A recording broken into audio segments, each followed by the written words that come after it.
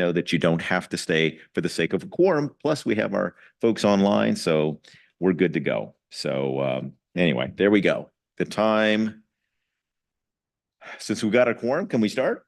Yeah, yep. I'm just going live on YouTube right now. So we're recording to the cloud and now we're going live on YouTube.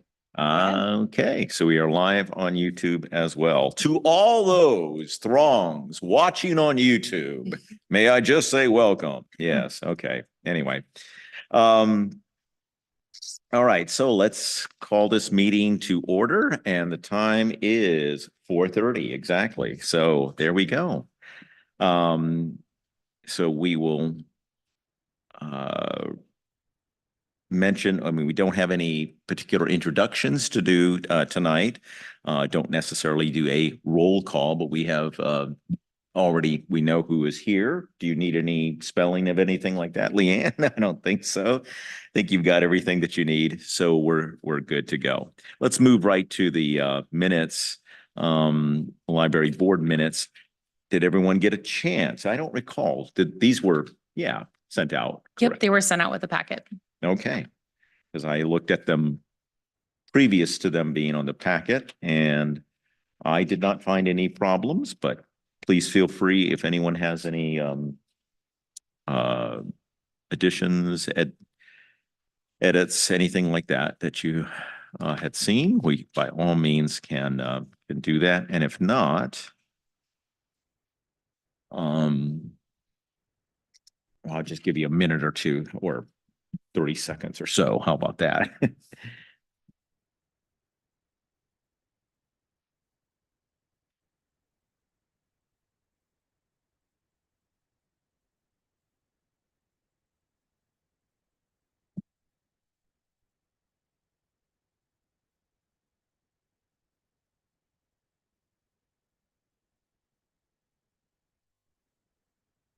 Okay, anything that you can see that you're okay, Nancy? Kevin? Okay. Yeah. Okay. All right. Well, then unanimous consent is usually the way we do that rather than making a vote. So they were approved by unanimous consent. So there we go. With that, we'll move straight to the reports. And since we have friends, hello, Melissa. So please, let's hear what you have to say. I'm going to try and be quick. There's quite a bit compared to what I've had in the past. So we had our first book sale in March, just before Easter. And one of the things we did was put together a lot of our book baskets. Like we sold 60. Yeah. So we had that in conjunction with the sale. We did pre-sale on those. We were selling them after the sale, had them at the sale. We did really well. The total for the book sale, including the baskets, was $3,036.75. So the first day of the sale, we started a day early and did on Thursday, we did it kids and teen only. And then after that sale ended, we brought in all the rest of the material, like all the adult fiction and nonfiction. So those were available Friday and Saturday for shopping. But I think, would you say traffic was a little bit better having the separate kids' day? It was more even. Yeah, the last time we had a book sale and we opened everything up at once, it was way too many people trying to get in the meeting room all at the beginning, because you get booksellers that come in, and having those booksellers and the moms and the strollers didn't work out so well. So we did an extra day just for kids and teen. We'll probably end up doing that again when we hold it in the library.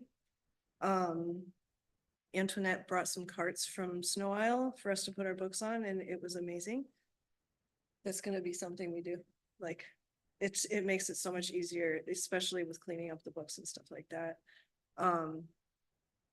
So yeah, the basket sales were 1,610 just for the baskets, and then the book sales was 1,603. Wow. And they were all sold at $1, so we sold about 1,600 books. Yeah. Yeah. That's like an Aquafest. Yeah. Yeah, it's good stuff. So Any questions on our book sale? Just a quick question. How will this word get out about the thing? Because I don't, in terms of when the book sale is happening and that it's all that, because obviously with Aquafest, you're going to have a Yeah. crowd here, but how It's does, been mostly social media. okay, I don't think we did any flyers for this one. I also posted on the Snow Isle events website. Okay, yeah. okay. So Alright. yeah, we didn't do a lot of push, but we did pretty well. That's great. Well, you mentioned Aquafest, so I'm just gonna skip to that and go back. We will be at Aquafest again this year. We weren't sure until about a month ago. We're gonna use that to kind of inform the community about the steps with the new library, where we're at. We're hoping to have information about groundbreaking. We're gonna do a little, like, you can pay to vote for, we're gonna present some items that we're hoping to put in the new kids and teen area. And we're gonna let people pay to vote, and whoever, whichever item gets the most votes, that's what we'll go for. So we're trying to be interactive with the community and letting them help choose what we're going to purchase with all of this money we have sitting in CDs. So that's, we're gonna have the books set around the outside, and then the center will be the interactive part with the community about informing and just getting feedback for how they want to see their library look.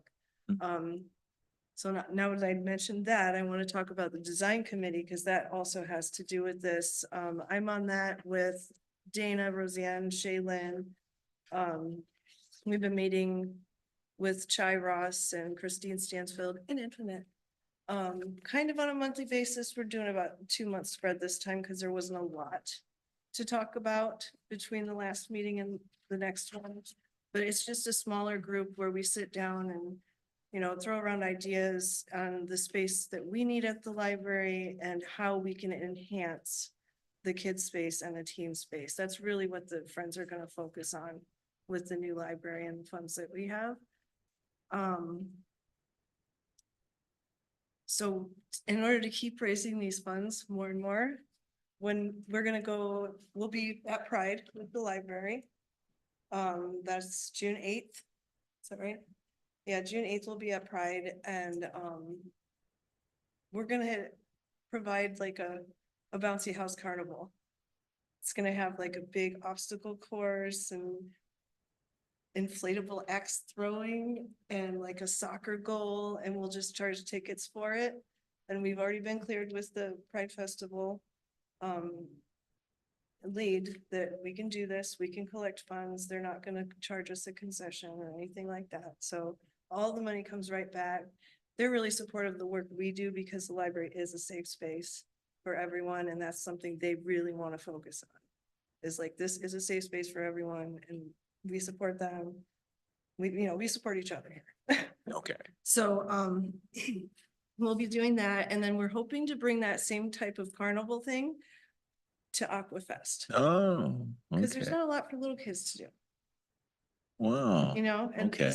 there's like 5 pieces to this bouncy house stuff that we have. They're not bounce houses. They're like blow up activity centers, kind of. So we're gonna have prize booths for the carnival. Like, we'll have a prize booth at Pride, and we'll have a prize booth here. So when you earn your tickets from playing, you can go and cash them in for a prize. So yeah, we'll do that at Aquafest as well. Dana's hoping to have us out on the lawn out here, but I don't know if that's gonna happen or not. We're gonna be around here somewhere with Okay. Aquafest. So the book sale will be Sale's there? Still here. Okay. Book sale is still in the main room over there. and Okay. then have the carnival stuff set up somewhere up here. Okay. They're still, Dana's still working with the Aquafest committee on where that should be set up. So Okay. we'll know by the, and this costs us $800 as a group to do, and that includes insurance. It includes setup, tear down, everything. We just need volunteers. We Okay. have been getting a lot of new members. 'Cause, that have been just stepping up and being there. Like, Yeah. it's really good. I'm extremely happy and proud that like we're getting all of these new people coming in and they're stepping up. Like, sometimes we get new members and they don't come and volunteer. And that's the hard part right now is we need volunteers for Pride and for Aquafest. So we're reaching out to other community groups saying, hey, we need volunteers to come and stand at the, just stand at the games. The only place we have to have a Friends member, paid member, is at the cashier station and at the prize booths. Okay. So that's why we're trying to get more community groups in to just come and stand at the games and moderate and, you know, do all that.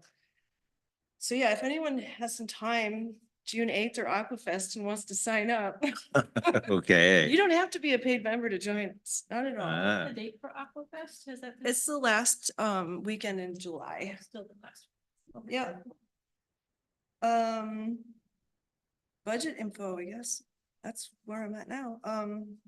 We have $5,870.40 year to date income. Oh, Year to date expenses is $818.73. So we're doing all right. all right. We approved a $9,200 budget for Antoinette this year. Snow Isle has said that they're gonna provide 2,000 for programming, so we took that 2,000, so now our budget for the library is down to 7,200 for the year. Wow. So I Okay. mean, we're doing okay. We've already made 58. Yeah. And then Yeah. in May, we've got about 34,000 in CDs that we're gonna roll over and have for, we're gonna keep them at about an 18-month. Well, a year to 18 months, so that when the new library comes to completion or while they're getting there, we can start providing those funds when our CDs mature. Yeah. But yeah, we're really excited. Yeah. Finally be able to spend the money. Well, and this is a good time for that to roll over too, I guess, because interest rates, I don't have no idea There's- what we you're have a doing. Great but- interest rate right now. I think we're at 5.2. Wow. We're at 5 something on that one. Good for you. The ones that roll over in May. So we'll definitely roll all of those over. And I think we're gonna end up just keeping them with Live Oak. It's an online banking place that Roseanne had found when she was secretary or when she was treasurer. And yeah, they're really easy to roll over. You Huh. go in, it's awesome. Good deal. Good deal. Okay. That's all I have for you. Any questions? Yeah, during the Friends meeting last Friday, there was some sort of pushback against having the carnival at Aquafest Yeah, because volunteers. yeah. So I guess I'll just put that out there now, emphasize that we really need volunteers. For those droves watching on YouTube, yeah, Come on. we really do need volunteers, otherwise that it isn't viable. Yeah, it So, won't happen unless we get volunteers. And right now we're trying to figure out if we want it to be a 1-day thing or if we want it to be the whole time. So that's kind of where we're at with the Aquafest. We know we want to be there, Okay. but we're not sure if it'll be like a Saturday or Friday, Saturday, Sunday. We're still working on that, but we We're- have plenty of time. whereas Pride has, it doesn't have a sale going on same time, so we have enough volunteers to focus on that, and that is a go. But Yeah, the Aquafest, really, we need to nail down volunteers in order to be able to pull it off. Absolutely. Yep. I was just going to say a couple of things. Volunteerism is down everywhere. So promote, promote, promote. Yeah. I actually drove to Wenatchee and volunteered at the Special Olympic Winter Games because they didn't have enough volunteers to put it on. Yeah. So, yeah, but I wouldn't have known that had they not promoted it at Stevens Pass. So, yeah, really promote for volunteerism because people just assume someone else is going to be available to do it. I also just want to say, great job with the bounce house. Whoever is working with Aquafest, if, when you're deciding how many days to have it, see what else they're having. I think they're doing the big slide. I was out of town the last couple of meetings, so I've not attended. Yeah. But see if they have any other bounce house things, and it may, there's a lot of people come to Aquafest. And if you're there, even just the Friday, Saturday, I think if you're the only bounce playground there, it may be worth your time spent. Yeah. And I just want to say kudos to you guys for even thinking of that. I actually spoke with a youngster that attended the Pride Festival last year with his parents, and I was talking to him and he said he had fun for a little while, but it was really boring because there was nothing to do. And so that's what I thought is, oh, they need to get something for these little kids to do. Yeah, Because they can only run on the grass for so long before they start to get bored. And so kudos to you guys for doing that. That's a great idea. thank you. Yeah. Yeah, I know the city's planning on having something with bouncy stuff near the water or in the water this year. Or no, Okay. city, I'm sorry, the Aquafest board. I had heard something mentioned about that, and they are still gonna have the big stuff set up over here that they had last year, as far as I know. So we would just be another smaller Right. bouncy thing, but yeah, any bouncy thing that they're gonna do, I believe it's gonna be water related. Which is kind of cool, That's really cool. yeah. Abe, Shaylin had her hand up. I just want to make sure we didn't miss her. Oh, okay. Oh, she's Yeah, getting Down absolutely. again. Please. Oh, you're okay. All right. Yeah. So volunteers, bring your kids, bring your family, we'll take you. Okay. Okay. Thank you. All right. Well, good. Thank you. And really do appreciate you being here. That it's good to see you again. You too, Abe, thank you. So that being said, and we have all the questions, our report from library. So please, Antoinette. Hi, everybody. I'm going to go a little bit out of order from the report. Basically, just the first page will be out of order. I'll do everything else in regular order, but I want to start with some staffing updates. So the Lake Stevens Library has welcomed 3 new full-time staff members, which expands our youth services department. We have Gabriel Knight, who's our new children's librarian. Gabe comes to us from the Granite Falls Library, where he had a huge story time following. So they have all traveled to Lake Stevens because Gabe's story times are so popular. Kelly Jate is our new outreach librarian. She's focusing on school support for middle school and high school, as well as teen programming. She comes to us from the Lakewood Smoky Point Library, and before that worked at Whatcom County Libraries. And finally, Zoe Ramberg is our new full-time children's library associate. So she's focusing on early literacy, including story times and older elementary programming.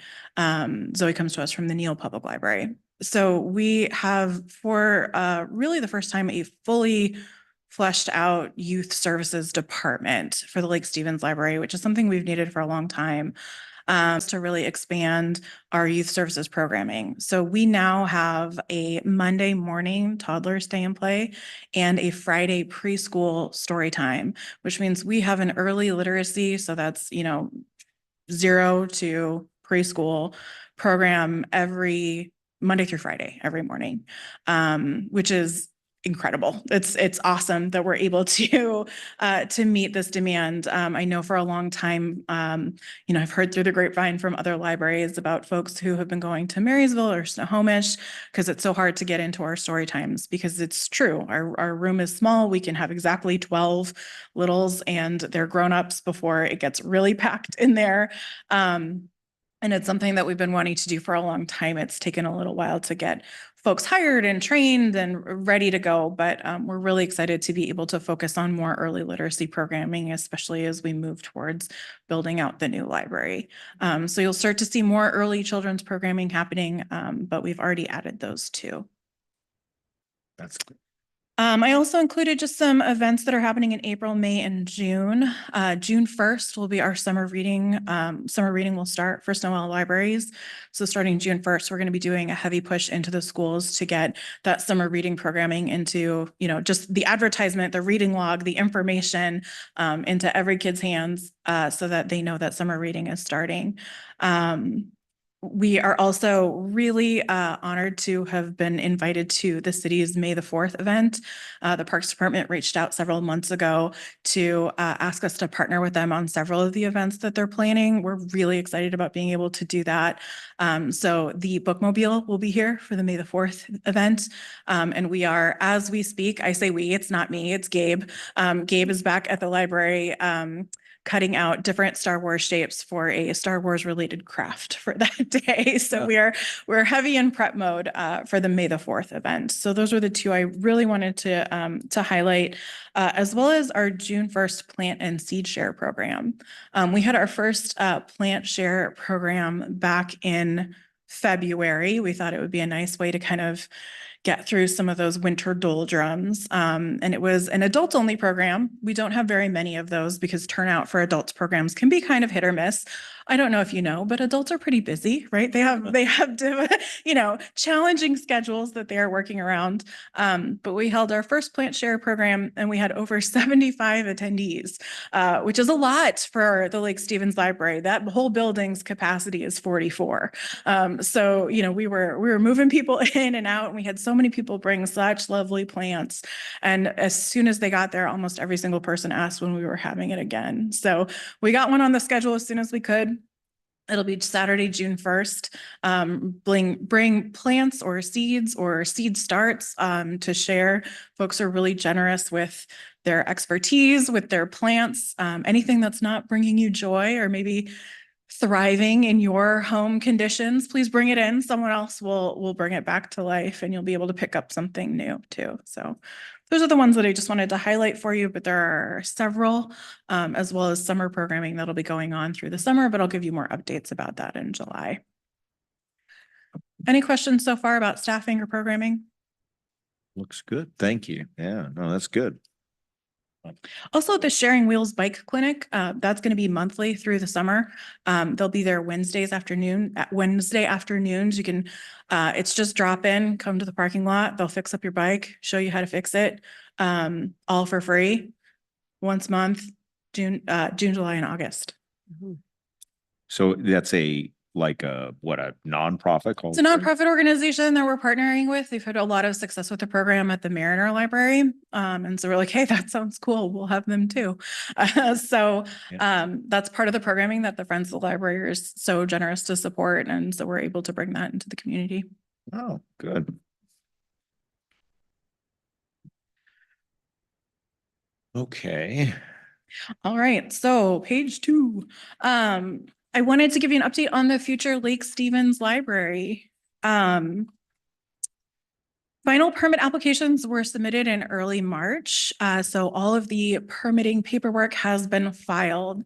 The city of Lake Stevens has been incredibly communicative with our architecture firm. And there's been a lot of really good conversation. They're super responsive. We are on track to receive permits by late summer. Once those permits are in place, we'll be going forward with the competitive bidding process. So we put together an RFP. We invite contractors to bid on the project.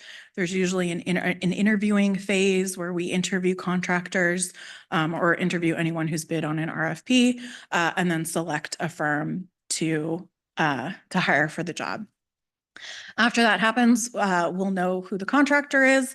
We'll be able to bring you that information as well as an anticipated start date for construction, which will be based on the contractor's calendar. But we fully expect to be able to break ground early fall, late summer or early fall, depending on the contractor's schedule of this year. We will be having a public groundbreaking ceremony. I don't have a date for that yet, unfortunately, because we don't know exactly how those dates are going to line up with the contractor's availability, and when groundbreaking will be. But hopefully it will be a beautiful, very sunny day. So we don't all have to stand out there under umbrellas. But you will all receive personalized invitations. You'll be the first to know as soon as we have those dates and that information. The focus right now is working on interior design. So as the permitting process is going on, the building work team is working on interior designs, what they call FF&E, furniture, fixtures, and equipment. I'm learning the lingo. That includes furniture selection, shelving, signage design, what the carpet's going to look like, those kinds of things, as well as the final design for the outdoor learning spaces. So that's where we are in the phase right now. Any questions on the new building? Have you picked your color scheme yet? When I attended last, there were several different choices and I'm wondering, have you narrowed it down? That's where we are, is that, you know, they've put together kind of like a mood or vision board and are gathering feedback right now on like, how does this feel? Is this the right color scheme? A lot of what we kind of end up going with finally will depend on a piece of furniture, what furnishings, like what material is available for that piece of furniture and how that goes with everything else. So nothing has been finalized yet. We're still in that process of, you know, is this going to work together? Will we be able to get this particular pattern, or do we want to change it with something else? So as far as I know, that's where we are right now, and we're still working through those final decisions.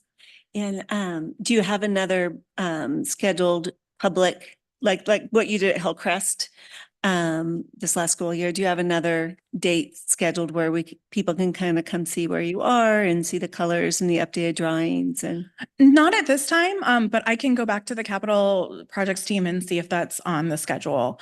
I think what the next phase would be like presenting that at a groundbreaking, like with posters of what it's going to look like, or possibly doing something like online and updating it on our website. But I'll check and see if they have plans for another in-person one.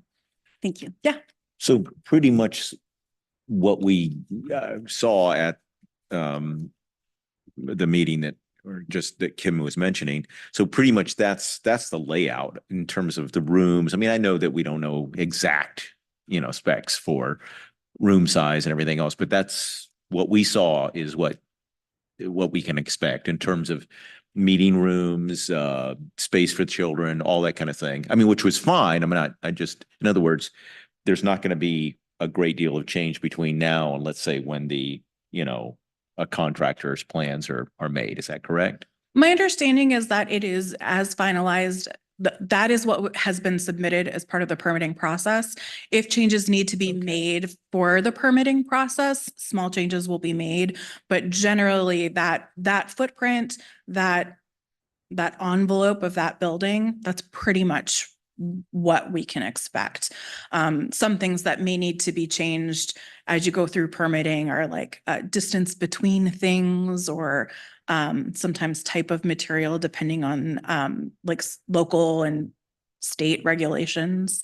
As far as permits go, I am definitely not the permitting expert, but being in the meetings, this is my understanding of it. Okay. So there may be small adjustments, but the majority of it would be pretty much what you would expect. Okay. So if we went online and looked at the plans, the public has available at snowisle.org, whatever, Yeah. and that's it. Yeah, if you go to the Lake Stevens location page, you scroll down to the bottom, there's a link there with all of that. Yeah. Okay, good. That's all. All right. And you can go on the city website as well and see the permit packet in its entirety if you would like to look at the 500 pages of diagrams. They are there for you. It's very tiny. Yeah. But you can also see that there, and that has more information, like electrical diagrams and things like that. Sure. Okay. No, in general, I just wanted to know, was it pretty fixed on what we had seen? And sounds like. Yeah, exterior is pretty fixed. And right now we're refocusing on interior designs. So, more what that experience will be and what it will look like as you move through the building. And then if I can ask a question about the exterior stuff, where was quite a bit of attention paid to that. Is that just going to happen later in the game, or is that part of the building process in terms of the layout of, for any of the, what the plan is for the grounds and that kind of thing, like landscaping, things like yeah. that. I mean, I know that's very last, the last type thing, but in terms of, that was a good portion of what was presented to us was the natural thing, the paths, all that kind of thing. So that's pretty much set as well. That is part of the permit process is Wonderful. Laying out, like the types of plants that we'll be using, how tall they will be, where they will be located.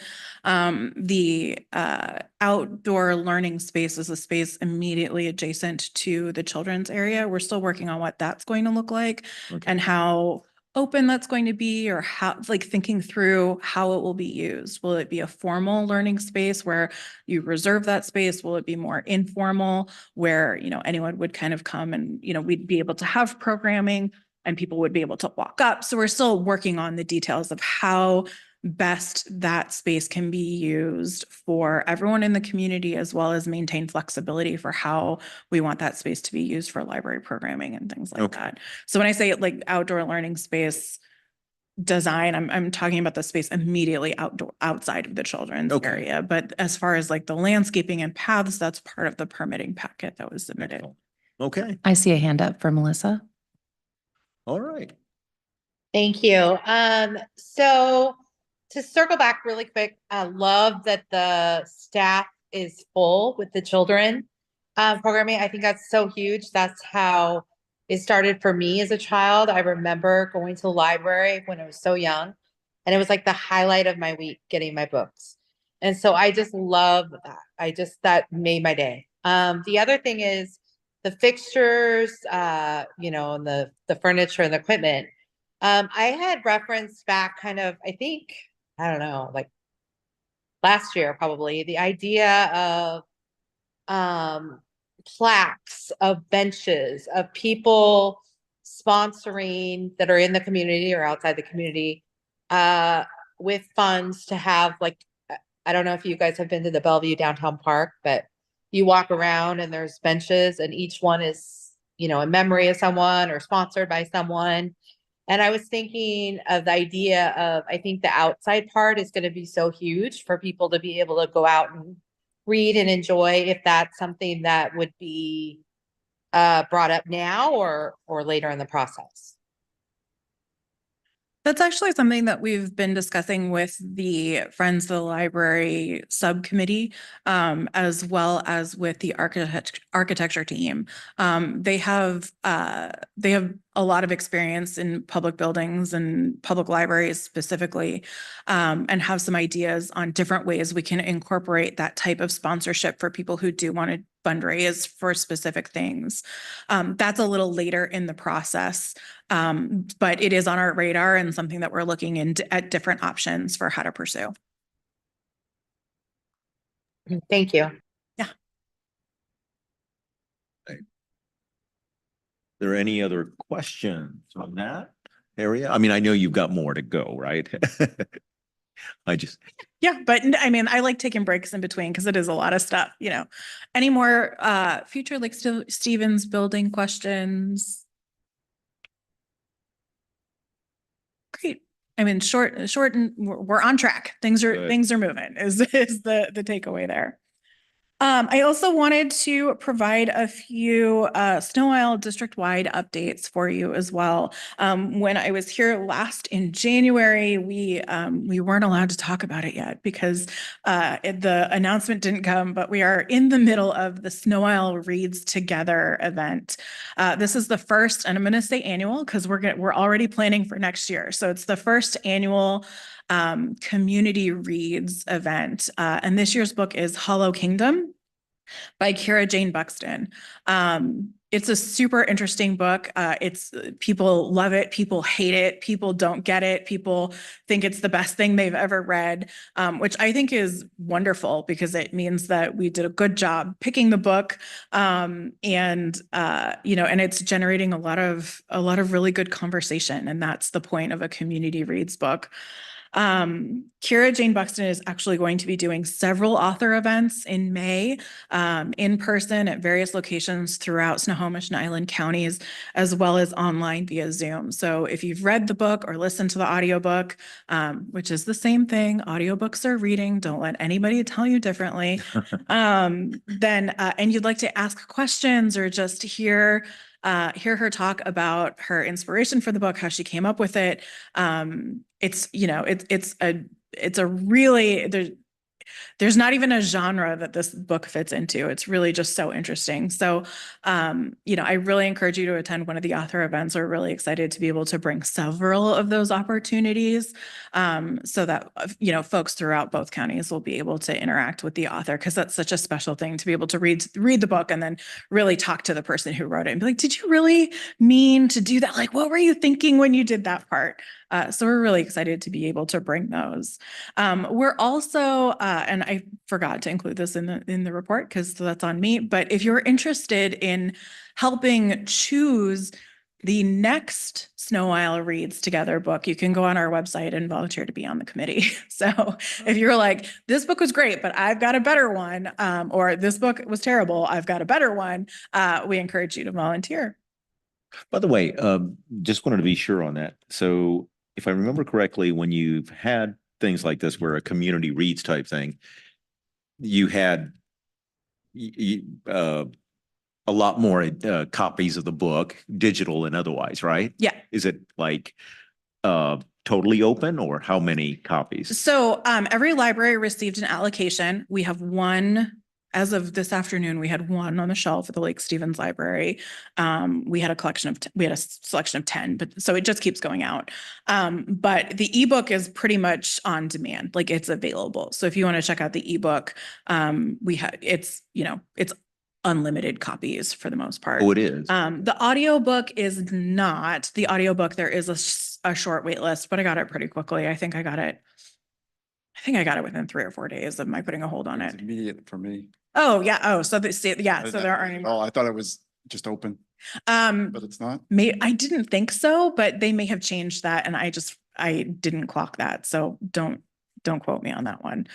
I can check on my phone real quick if you want me to tell you. I was gonna check it myself because I thought, well, this sounds interesting, but I have known that in the past, it may be 6, 8 weeks or something like that. And like, well, I got other things I want to see. Anyway, it's not a big deal, but The ebook is we have limited copies for sure of the ebook. And we have enough copies, I think, of the audiobook that there isn't a very long wait for it, Okay. if there is a wait at all. But there is a paper copy at the Lake Stevens Library. If you want a hard copy, it's there. Okay. Or at least it was when I left. So in the last half hour. Okay. Well, I will look. This is a book of the year. So this was, it was an Indie Next pick and a finalist for the Thurber Prize for American Humor. It won an Audie Award and the Washington State Book Award, and it was named Best Book of 2019 by Good Housekeeping, NPR, and Book Riot. My question is, it's going to be covered for the whole year, and like, would there be a smaller window, like a couple books a year, or Yes. a month? So it's an event that we're doing each spring. Mhm. So at the end of May sort of concludes the events for Snow Isle Read Together, and then we move into summer reading. So this program grew out of a program that was actually started on Whidbey Island, and it was a Whidbey Reads program. And Whidbey Reads was incredibly successful. They did it for many years.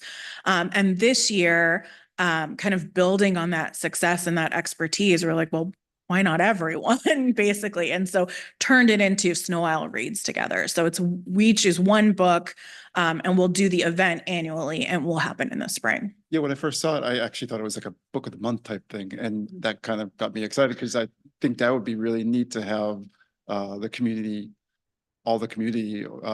having one book to read. Like one giant book Yeah, club. it sort of bring back that community awareness, the old water bubbler type thing that used to be when people shared the same thing. Yeah, I love that.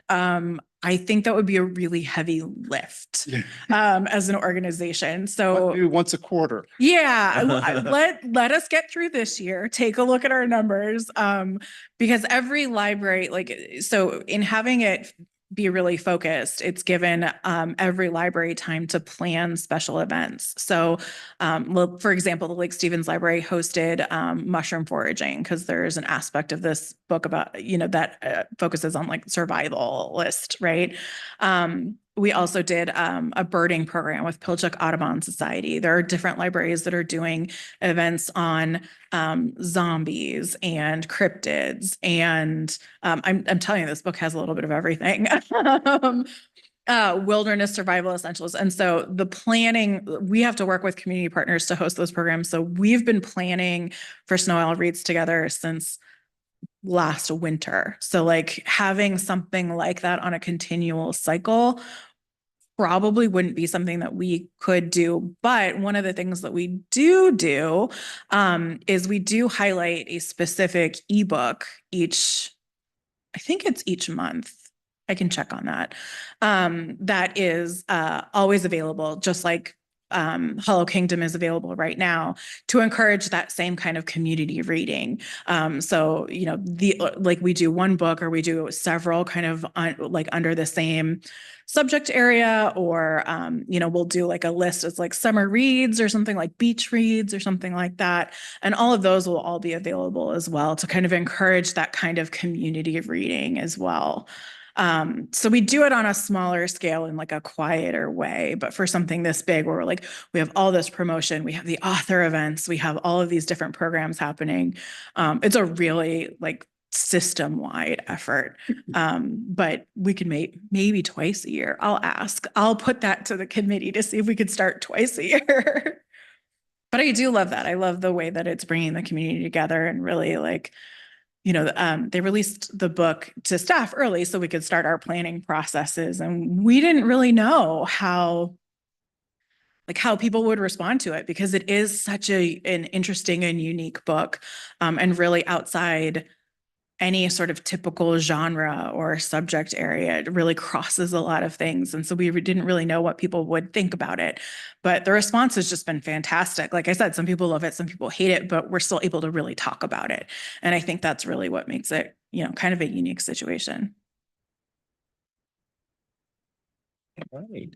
By the way, I looked online and on the app, and at least for Libby, the audiobook, I can borrow it. So There you go. There we go. Yeah. So I listened to it. I really like the narrator on that one. I'm sorry, what? I really like the narrator. You do? Yeah, Okay, yeah, she because did a good job. I like audiobooks. Yeah, Yeah. that's my way. And There's some really good voices that happen in there. Yeah, they do a really good job Okay. there. Excellent. Yeah, audiobooks that's my deal too. Yeah, good. I also wanted to announce, if you hadn't seen already, that our executive director, Lois Linger Thompson, announced her intent to retire in July. Lois has been an amazing leader these past 5 years, and we're sorry to see her go, but happy that she gets to enjoy her retirement. The Snow Isle Library's Board of Trustees has already begun a comprehensive search for a new executive director and have engaged the help of the executive search firm Heard Freed Hearts, which works out of Seattle. And so that process is underway. You can join the library board of trustees meetings online if you can't attend in person, if you want regular updates on their process. I believe they're hoping to have someone in place by July so that there's a small overlap so that we don't lose any of Lois's vast institutional knowledge, and can have a nice warm handoff. But if you have any questions or if you have any suggestions or anything like that, you can contact anyone on the Snow Isle Library's Board of Trustees team and convey that information to them. And I take it for granted they'll be doing the public meetings. Last time I guess it was before you were here. It was. I've Okay. only been here about 2 years. Okay, yeah. So they did, I think, 2 or 3 meetings where 3 of the finalists were there and you could ask questions and things like that. Anyway, do you know anything about whether that? I'm not sure if that process will be the same. They did have a survey out. The survey has since closed. So I'm sorry I wasn't able to convey that at the meeting here, but they did have a survey out for members of the public, staff, community members. Just real short, you know, like what are the top things that you're looking for in executive director? What's the most important thing? Any comments that you wanted to include to help them, you know, start the search. But I'm not sure what the steps are going to be yet. They're at the very beginning of that process. So I think it'll take a little bit of time to determine the best way forward there. Okay. All right. So, well, there we go. And then the last thing I have is presents. I have the 2023 Snow Isle Library's community report. So I got copies for everybody. Let me get these out of my. So every year we do a 2020, every year we do a 2023. Nope. Every year we do a community report. I'm gonna get up and. All right. Take one, pass it down, or take a couple if you want to share them. All right. And for those of you online, I have extras at the library if you want to swing by and pick them up. But every year we do a report on just the statistics of Snow Isle, what we've done, big projects, small projects, statistics, just to kind of give you an idea of, I don't know, I work for Snow Isle. I should know all of these things, but I was really impressed with our numbers. Just the vast amount that this organization can accomplish in 1 year, I just find it mind blowing. But that just sounds like bragging. So Yeah. yeah, there's information there on some of the capital projects that we've completed this year, and just highlights on the impact that libraries have in the community. We checked out 3.36 million physical items this year and 4.48 million digital items. That's a lot, folks are reading. That's great. But on top of that, 3,222 laptop and Wi-Fi hotspot checkouts, and we're adding more to the system in order to meet that demand. So really finding ways beyond books to reach out to our customers and to provide them with the information, the resources, and just learning opportunities and community building opportunities that they need and want.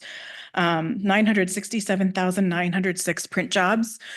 Just a reminder, every card holder gets $7 of free printing credit every week at Snow Isle.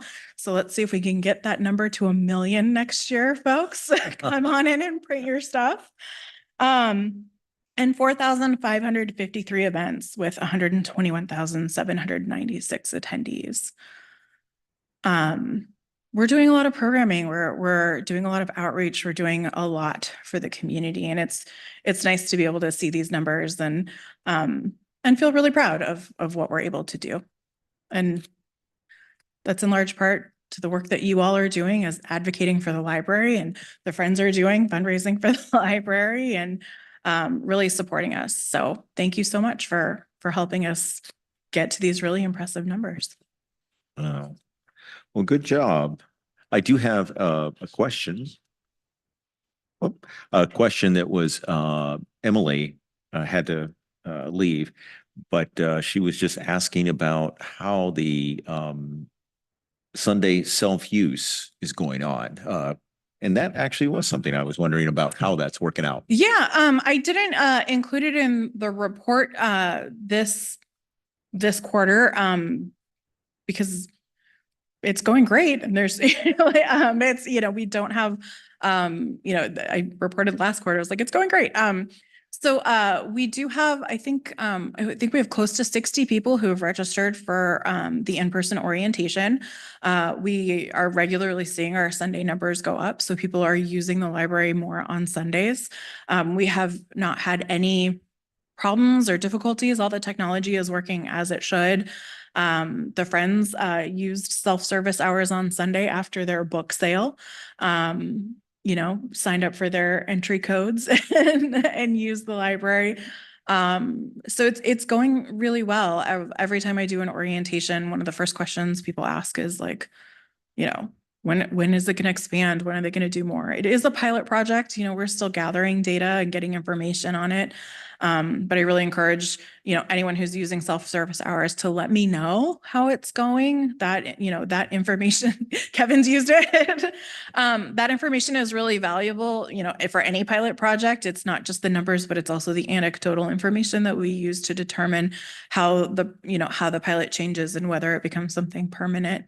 So, we're continuing as is, and any feedback that you have would be really welcome. Excellent. Okay. Well, there we go.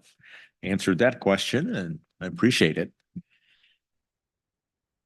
Anything else? Questions? You do? Okay. What are the hours for the author events? You know, You know what? I don't, they're on our website, but I'll pull them up for you and before you I leave can look on today. the website. Thank you. I do think some of them might need registration, but they are on our website. Thank you. Mhm. Thank you. Yeah, looks like Shaylin's got her hand up. There you go. Hi, all. I'm glad to see you guys are at the May 4th event. That's exciting.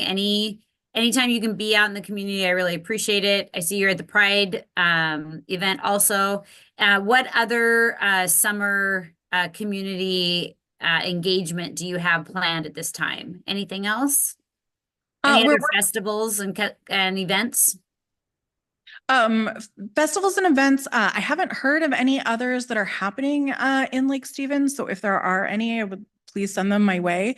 Our summer outreach, we always work at the Boys and Girls Club. So we'll be providing weekly story times with the Boys and Girls Club at their summer camps, as well as hosting programming at the senior center and at the library. I think we're also trying to do one event, hopefully in the park in August. We're still working on a location for that.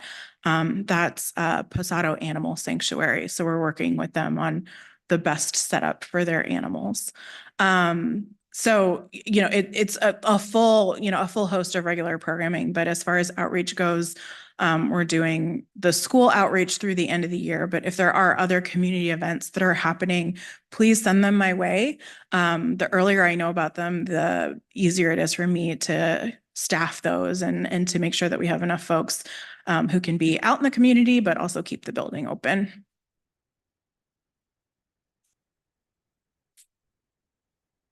So in terms of the Pride thing, so I know what's happening with the Friends of the Library. So what's the library doing then? The library will have a table at Pride. What we're doing is the plan right now, we're still working on it because it's still a couple of months away. In addition to offering just information and resources about the library, we're also hoping to have an interactive sort of feedback activity. The plan right now, and this may change, is to present some options, particularly for the teen space, because Pride typically a lot of teens visit Pride events, and this is a really great way for us to reach a demographic that we don't see a lot of in the library. And so we're hoping to get some teen engagement around the teen space for the library in terms of like type of, and these are just examples. This has not been fleshed out yet. So, but in terms of like, you know, type of seating, do you want group seating or individual seating? And having them kind of vote with stickers and then making that into some kind of community art piece that we could then display in the new library's teen space. So we're working on that. I'm working on that with some of our librarians to figure out exactly how that's going to play out. So that's the concept. We don't have the details yet, but really using it as a way to get some community engagement on exactly what specifics they'd like to see in the teen space. Okay. Shaylin has her hand up. Okay. So a question about, since you're not staffing the library on Sundays, are you going to be able to do community events on Sundays? Is that a possibility? I'm thinking of Aquafest always has their family day on Sunday. So is staffing for those sort of events still available? Staffing is still available for events on Sundays. It really depends on what else we have scheduled for the library that week. Our programming is generally planned out by like September or October of the previous year. So much of our summer programming is already planned. And so if I can shift people who don't have programming during that week to doing an event like on a weekend or on a different day, then we can do it. It's sort of this fun puzzle of scheduling. It really just sort of depends. We haven't tabled before at Aquafest. Historically, the library has never tabled at Aquafest. Before, when the library was downtown, it was in the middle of Aquafest, but didn't hold any additional events. So that is something, but that Aquafest has always been a space really for the friends to fundraise. And we're not able to share a table with the friends while they're doing fundraising activities. Yeah, that Sunday event definitely isn't fundraising. It's just a family engagement where they have all kinds of city services and or all kinds of community services and whatnot that are there. Businesses too, but it might be something to definitely consider because it's a different demographic. It's very family oriented. So I'm surprised to hear that they've never done that before. Does that sound right, Melissa? But anyhow, you know, it's something to consider. I guess I'd like to consider, for Snow to consider that. Yeah, Shaylin, I don't think I have ever seen the library at Aquafest having a booth, but you know, when we were downtown, the library had very little traffic anyway during Aquafest because there was nowhere to park. But I think you make a good point. I mean, if you guys can be down there on the Family Fun Day, that might be. Yeah, is the schedule for Aquafest set? Is it still a Sunday? So that's the question. Is this year's Aquafest going to follow those previous traditions? Because as I understand it, they have to adjust quite a lot this year because of the construction on Main Street, which Kim could have talked about, but she had to leave. There's a lot being shifted around as far as I understand for Aquafest. So I don't even know what Sunday's gonna look like past Sundays. Yeah, at this point, I think they're still on the fence if they're even gonna do the Family Fun Fest this year. That's the last I've heard. They may do it, they may not. But I mean, we didn't know we were gonna have Aquafest until like a month and a half ago, so. They're way behind where they normally are at this time of year.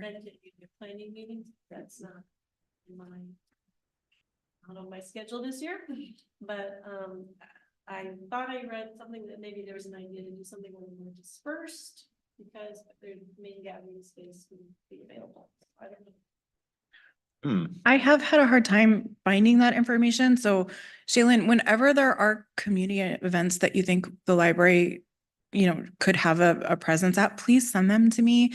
I do my best to try to keep my finger on, you know, on that pulse. But yeah, like Melissa said, I really didn't even know. I thought the last I had heard was that Aquafest was going to be at different locations. And then I just heard from the friends that it was going to be downtown, but that it was going to look a little bit different. So we hadn't been planning on it, but that doesn't mean that we can't plan for it. So you know, for Shaylin or any of you, you know, if, you know, you are on other committees or, you know, about other things, like, please send them to me. If I have them really like 3 months in advance is kind of my ideal scheduling time. If I have them in advance, we really can make it happen. We are regularly at outreach events. You know, our teen librarian just did one at the school Wednesday night, last night. So, you know, we're regularly at different things, but we just need a little bit of lead time on it. Okay. One totally unrelated question, but you have it here in your notes as one of the events in May that I don't even know if I get it, the Naloxone giveaway and information program. So you're just giving it away, or what's going on? I mean, I don't understand that. Yeah, I'm sorry. I should have written down the name of the organization, but a partner organization for Snohomish County has reached out to us. They are offering naloxone giveaways and information at multiple locations, public locations throughout the county. Several Snow Isle libraries have hosted these, and essentially it's a tabling event for a community organization. You know, we have a number of those that table at the library.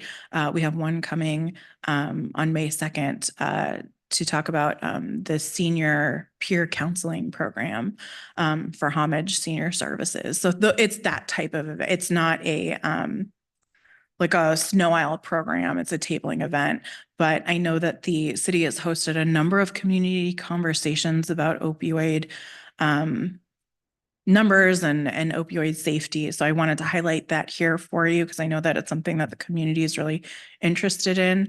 They're going to bring naloxone. It's free to take. So they'll have boxes for everyone who wants to drop by, as well as information on how to use it and when you should use it.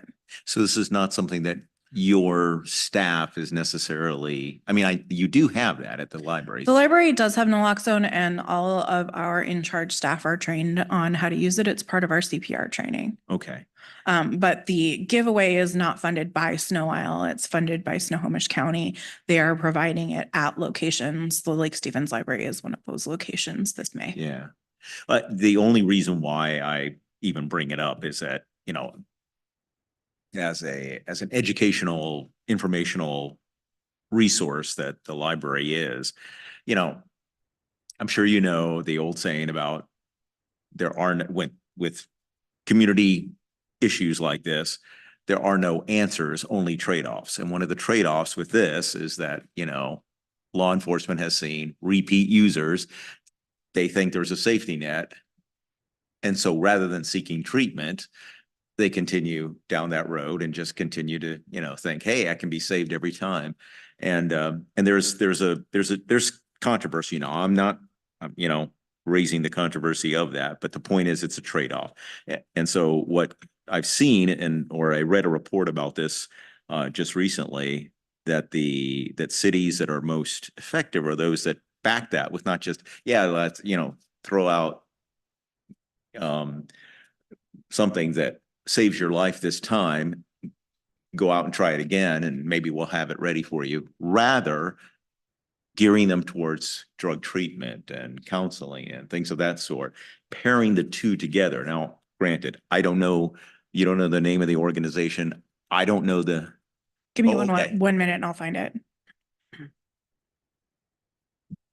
Nevertheless, if we compare it with that, it's just being recognizing that there are trade-offs in that kind of thing. When the library, when Snow Isle puts its name to the,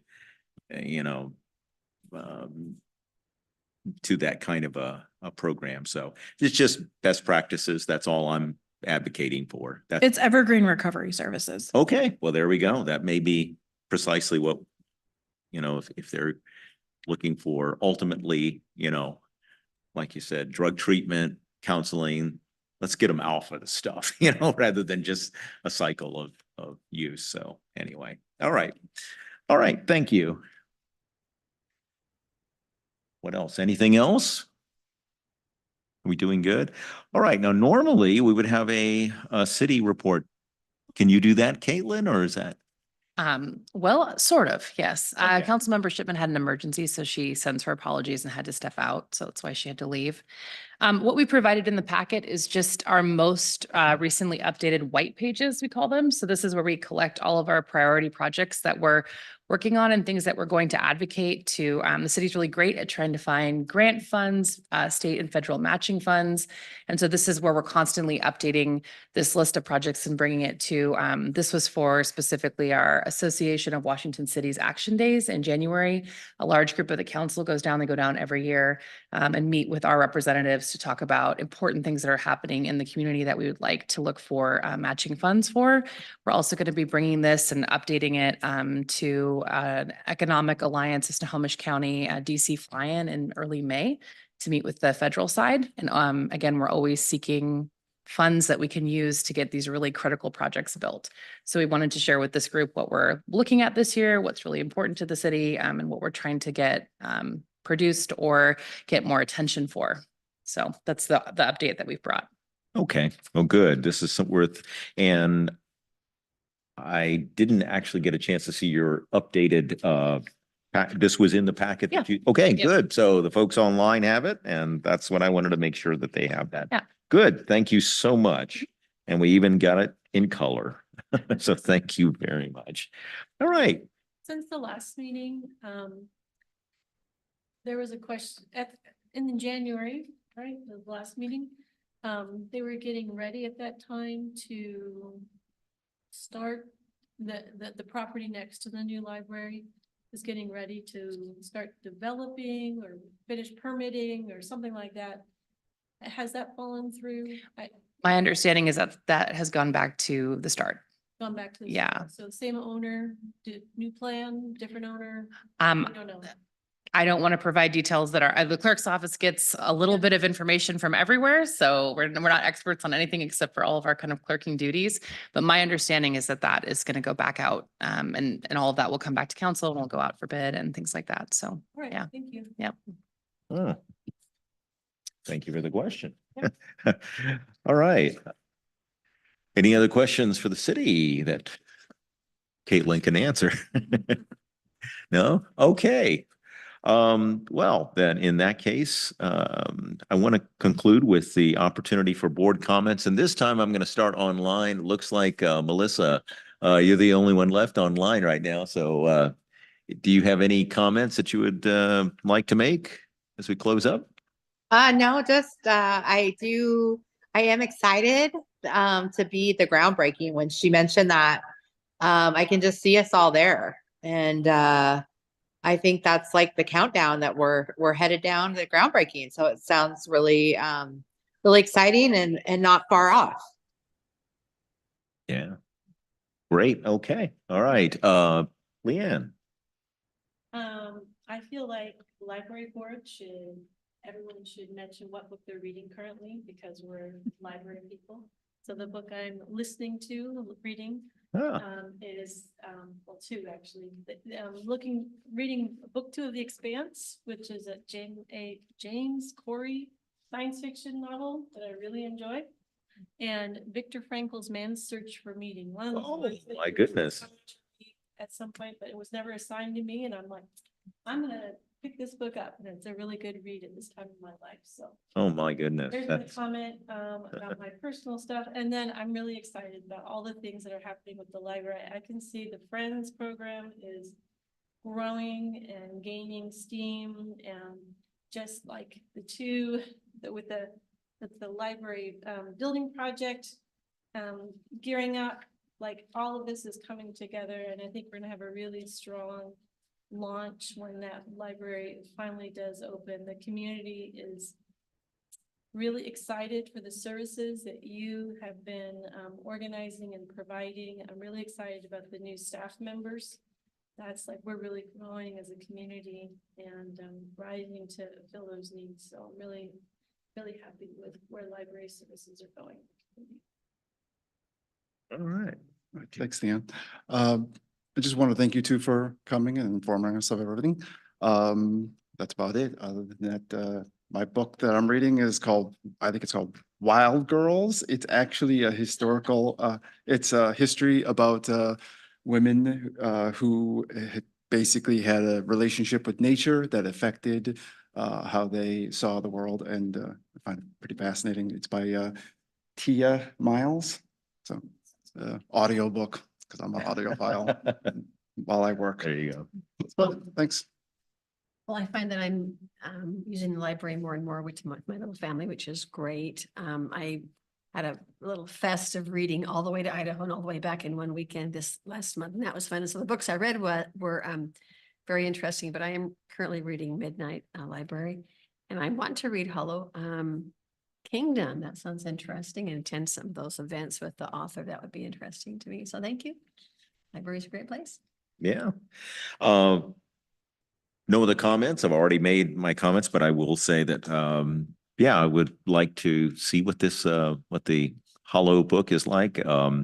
Right now, Amos Oz, A Tale of Love and Darkness. Actually, I think that Viktor Frankl one, I've got to get back into that one. I've heard it like 2 or 3 times. That's an amazing book. Anyway, but yeah, so anyway, appreciate that. Okay, Nancy? well, I can't look up what book I'm reading on my phone because I'm reading it in paper. Oh, It's another one by Michael Medved, and it's to do with God's hand on America, and it's a history book. It goes through the Oh, presidents and different wow. politicians and whatever people in that Yeah. all over that, how God shaped them, which then shaped the country. So Wow. Excellent. Well, thank you. Melissa, we didn't give you a chance to say if you were reading any particular books. Do you want to chime in? I am, thank you. And I'm actually in California. I got to get away and escape after a year of not being able to. But I just finished it today and literally I was crying after the book. So I want to give you guys the name of it. It's on my Kindle. So give me 1 second. Oh, wow. So you read it. Okay, it's called Yours Truly. And Abby Jimenez, Jimenez. Just a great read. I started it this morning and I finished it before the meeting. So highly Well- recommend it. It's a good sign. Book you read in one sitting. Oh, okay. Yeah, I'm gonna have to get one of those kind, sure. Weeks. Yeah, exactly. Takes me too long. Yours truly. So, all right, well, good. Listen, I mean, you don't qualify in that one thing, but if you have some books that you would like to recommend, please go right ahead. Well, I read a lot of children's stories these days. Oh, children's stories. Well, that's understandable. Go ahead. Maisie Goes on the Airplane. I read that about 4 times today. Oh, okay. Yeah. Well, I have a 3-year-old. It makes it really hard to actually finish anything in a timely manner. There's just been, I don't know, I've been reading a lot of like therapy books and how how the mind works about certain things. Let's Yeah. just put it that way. Okay. I don't want it to get too specific. Yeah, I used to only read like sort of self-help things, and then I got into some fiction and it was like, I deserve to read fiction. By golly. So I'm gonna do that. So, all right. Well, with that, I think we are pretty well done. Is that right? Any other questions, comments? Okay. So why not? Let's have a vote. Someone would like to make a motion that would. Close the meeting. Okay, so Leanne makes a motion. Anybody second? Second. Oh, there we go. Our second vote. Anyone? Aye. Okay, and the time officially is 5:40. So there you go. All right. Thank you very much.